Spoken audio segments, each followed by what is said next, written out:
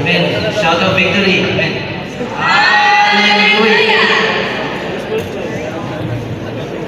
Salamat sa Ginoo mga igsoon nga niingon ang Proverbs 6:3 nga. In everything that we do, we have to commit it to the Lord. So no matter what the result of this propagation mga igsoon, hallelujah, manahugon gyud kayo. So kita dito mga igsoon sa Church Indigos, kami na yan, Team 41, nasa sa City of Choice, Digos City mga igsoon. So ang buhat dito sa pag-fellowship sa mga anciano una, mag-shepherding yun mga igsoon. Pero salamat sa Ginoo kay naagyan ko siya pagsamyaw. Isang lisod, so salamat sa Ginoo, gitagatag pito ka kalag mga igsoon.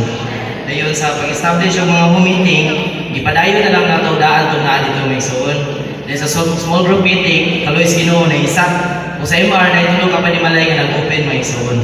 Kunya, na ka meetings nga na-recovered. Yang parang na ako nalimtan mga igsoon, kaya wala may kapailan. Ako dahil si Brother Axel Ray, di ko yung mitularo mga igsoon. Inubalan ako si Sister, saan nga lang Sister Christian Mia, gulo sa inyo, mag-birthday, o si Mary Ann Carillo, bagudol, pasaluwa mga igsoon.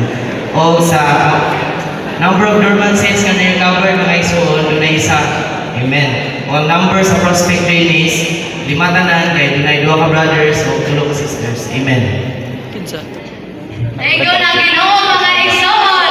And how thankful we are to the Lord sa mga igsoon sa Digos City.